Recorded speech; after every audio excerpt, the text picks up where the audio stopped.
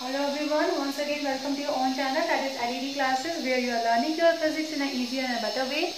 And through this video you will evenly get your physics concept in a easier as well as in a better way.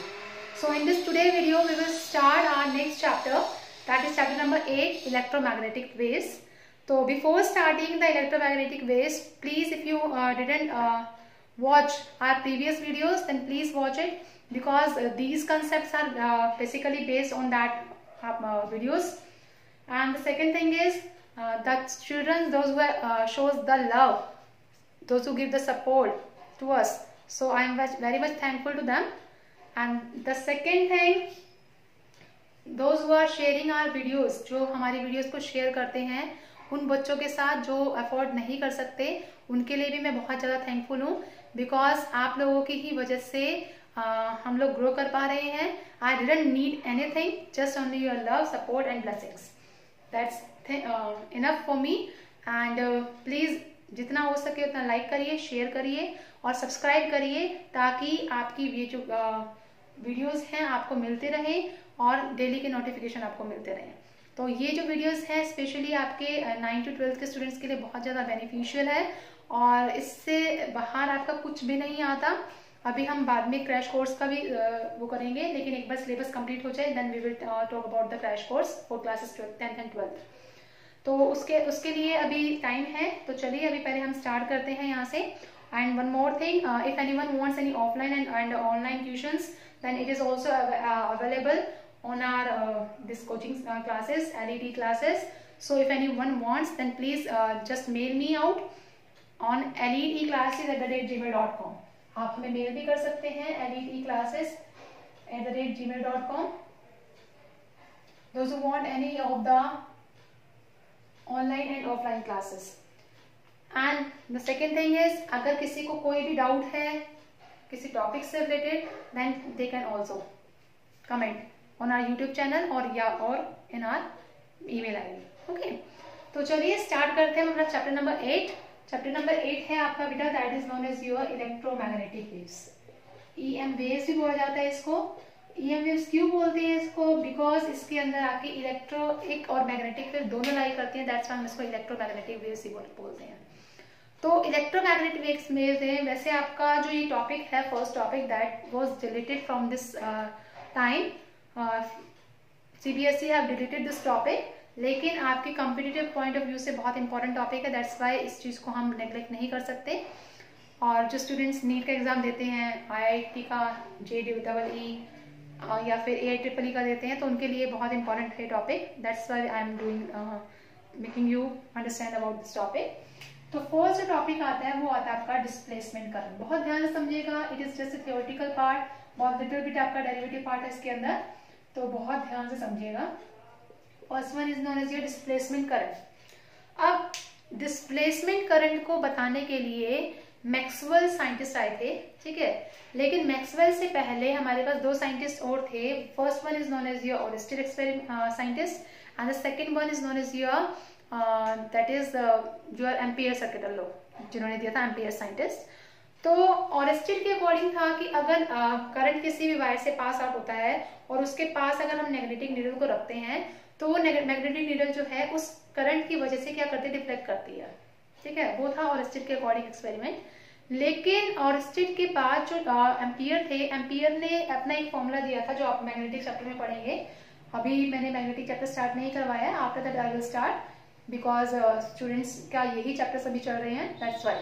ठीक है, तो आपका उसमें क्या बोलता है एम्पियर सर्किट लॉ में. अभी सिर्फ आप रिजल्ट समझ लीजिए, जब हम इस चैप्टर के ऊपर आएंगे तब मैं आपको प्रॉपर्ली बताऊंगी एम्पियर सर्किट लॉ होता क्या है. कि करंट जब एक स्ट्रेट वायर से जाती है, एक सर्कुलर लूप में से पास होता है, तो उसके अक्रॉस क्या होता है, मैग्नेटिक फील्ड लगता है. तो वो जो मैग्नेटिक फील्ड है वो किसके इक्वल होता है, that magnetic field is known as B into dl is equal to mu naught times the total current passing through the wire. ठीक है, तो ये जो था एम्पियर ने अपना एक फॉर्मूला दिया था, that is BDL is equal to mu naught I, जिसको हम नाम देते हैं एम्पियर सर्किटल लॉ भी नाम देते हैं. क्या देते हैं बेटा, एम्पियर सर्किटल लॉ. तो इसमें ये देखा गया कि एम्पियर ने क्या बोला कि अगर करंट जीरो हो गया तो मैग्नेटिक फील्ड भी जीरो हो जाएगा. ठीक है, तो ऐसे बहुत से साइंटिस्ट थे लाइक फैराडे, एम्पियर्स, मैक्सवेल, जिन्होंने हमें क्या बताया था, जिन्होंने हमें इनकी स्टडी दी थी एंड डिड दिस एक्सपेरिमेंट को उन्होंने परफॉर्म किया, और सिंपल एक एक्सपेरिमेंट उन्होंने परफॉर्म किया। उस एक्सपेरिमेंट में क्या था, आपके पास दो प्लेट्स थी, ये आपके पास दो प्लेट्स दे रखी हैं, these are the two plates and it is connected with the cell, एक सेल से कनेक्ट कर दिया गया इसको, ठीक है।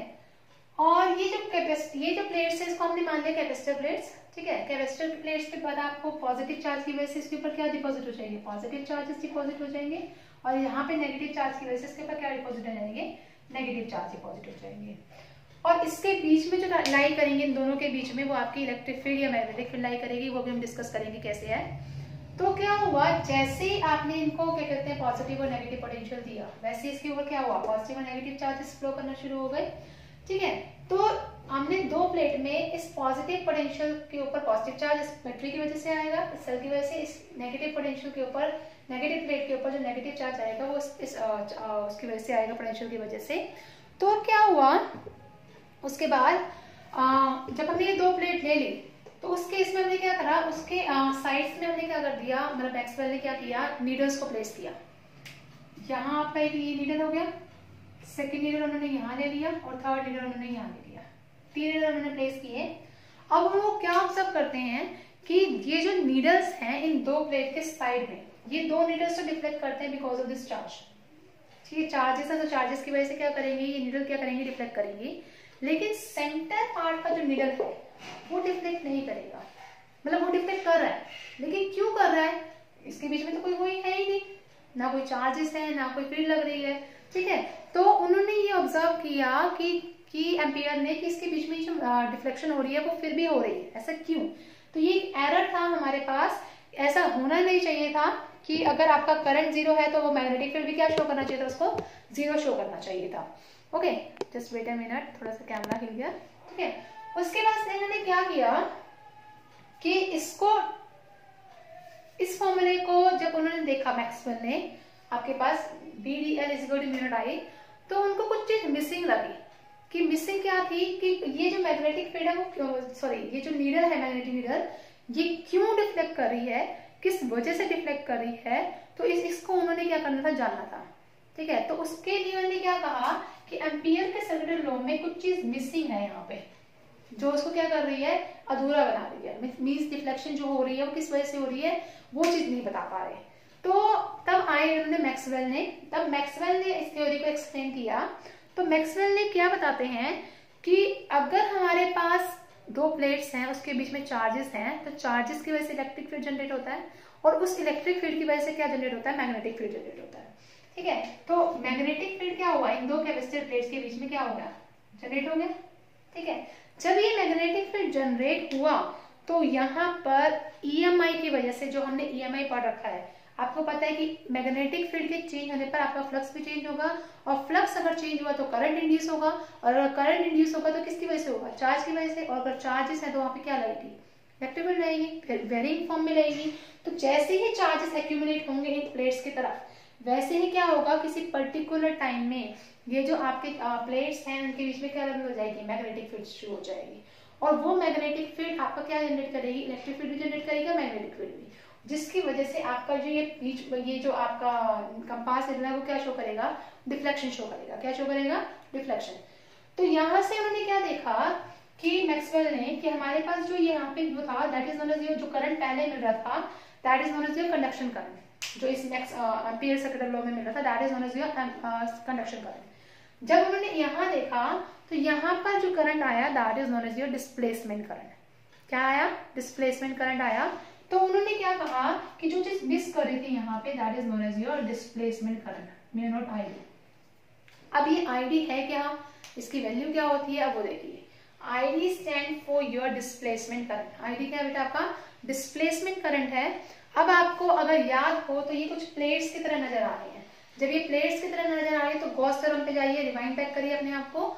तो गॉस थ्योरम में हमारे पास दो पैरेलल प्लेट के लिए इलेक्ट्रिक फील्ड हमने निकाले थे। इसका इलेक्ट्रिक फील्ड आया था आपके पास σ/2 एप्सिलॉन नॉट, इसका इलेक्ट्रिक फील्ड आया था आपके पास σ/2 एप्सिलॉन नॉट। ये आपके क्या आए थे, इलेक्ट्रिक फील्ड की वैल्यू आई थी। तो यहाँ से नेट इलेक्ट्रिक फील्ड किसके इक्वल हो गया, E = E1 + E2। ये कितना हो गया बेटा, sigma by 2 epsilon naught plus sigma by 2 epsilon naught. तो ये हो गया 2 sigma by 2 epsilon naught, that is sigma by epsilon not.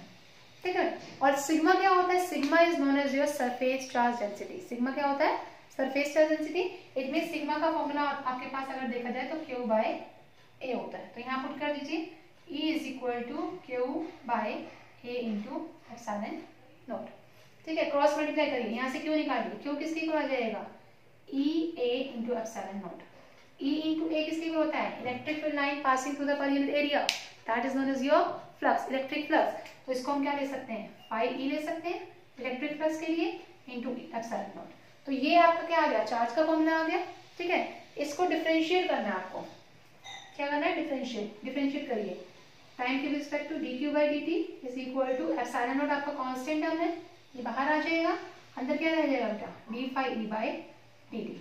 अब ये जो आपका D Q by D T है that is known as your current. याद है चार्ज करंट टाइम को क्या बोलते हैं? करंट बोलते हैं। और ये जो करंट है that is known as your displacement current. इस करंट को क्या बोलेंगे हम? डिस्प्लेसमेंट करंट बोलेंगे। तो इट मींस यहाँ पे जहां पे आपका डिस्प्लेसमेंट है वहां पे आपके पास क्या आ जाएगा? Epsilon naught D phi E by D T. तो मैक्सवेल ने ये जो फॉर्मूला बताया that is valid for each and every situation. हर एक सिचुएशन के लिए ये फॉर्मूला क्या है आपका? करेक्ट है, जो मैक्सवेल ने बताया। ठीक है, तो ये जो आपका फॉर्मूला आया, ये आपका फॉर्मूला आगे के लिए भी बहुत ज्यादा इंपॉर्टेंट है, चाहे वो आपका AI ही हो, चाहे वो JEE हो, चाहे फिर आपका नीट क्यों ना हो। तो ये फॉर्मूला आपका उस पॉइंट ऑफ व्यू से बहुत इंपॉर्टेंट है। तो यहाँ से डिस्प्लेसमेंट करंट आया आपके पास, जो कि किसने दिया था? मैक्सवेल ने। आई होप आपको समझ आया हो। तो अगर आपने स्क्रीनशॉट लेना तो प्लीज आप ले सकते हो। Today weather condition is very good.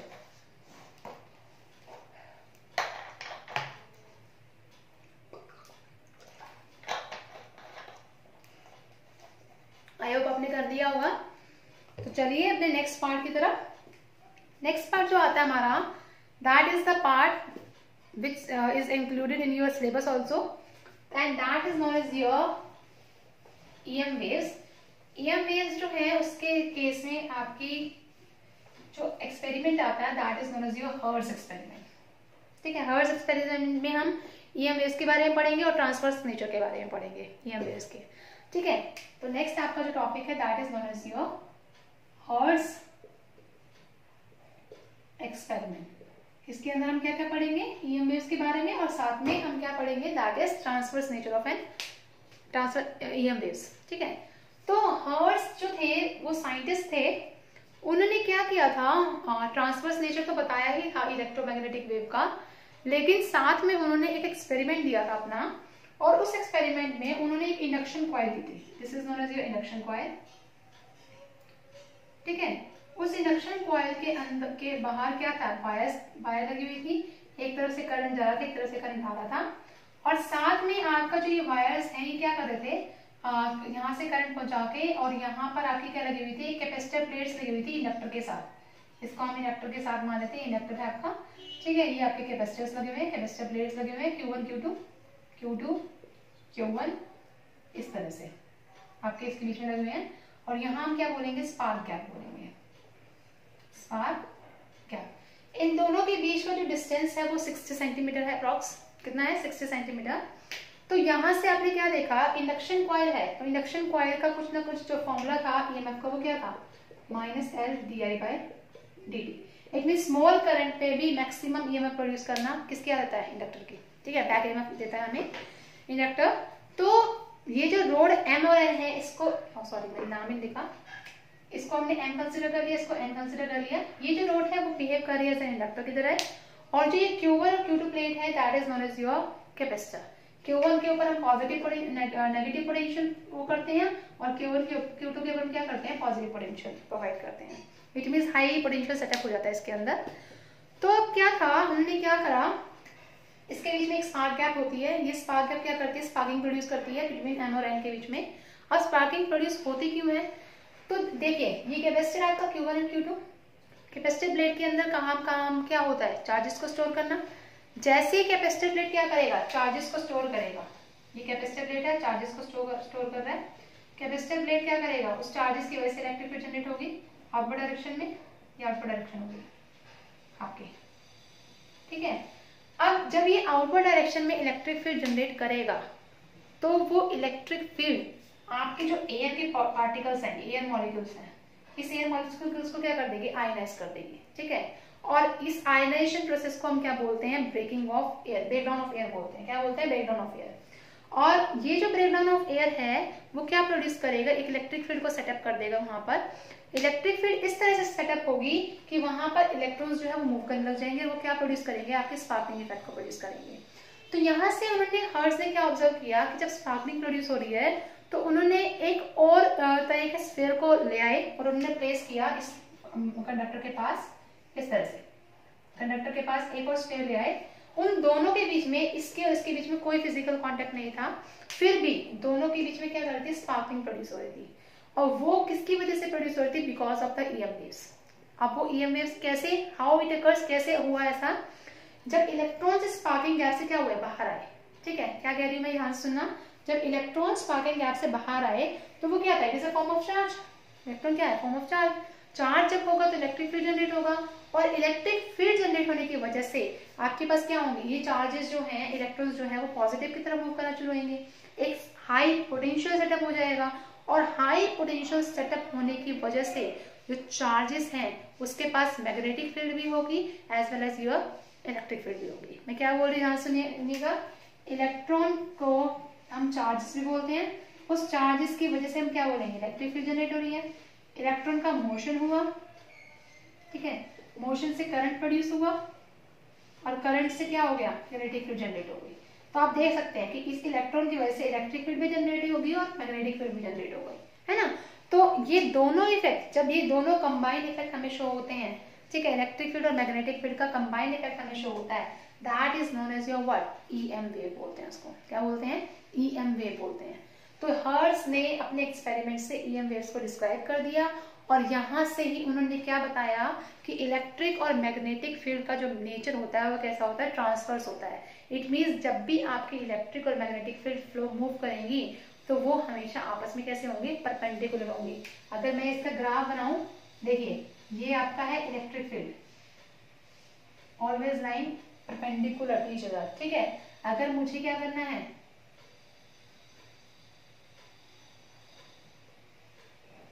Z axis पे मैग्नेटिक फील्ड को ड्रॉ करना है, तो ये मैग्नेटिक फील्ड कैसी होगी, कुछ इस तरह से लाइन करेगी आपकी, देखिए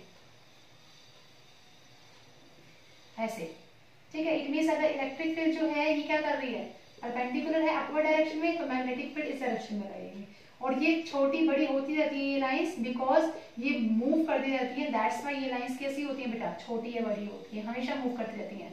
तो अगर ये आपका इलेक्ट्रिक फील्ड है तो ये आपका मैग्नेटिक फील्ड है, both are always perpendicular to each other, क्योंकि ये प्रोपागेट करती रहती है, मूव करती रहती है, इसी वजह से ये लाइंस जो होती है इसके बीच के जो फील्ड होती है हमेशा छोटा बड़ा इस तरह से होता रहता है वेव्स की फॉर्म में, ठीक है। That's why it is known as your transverse nature and that's why it is known as your EM waves.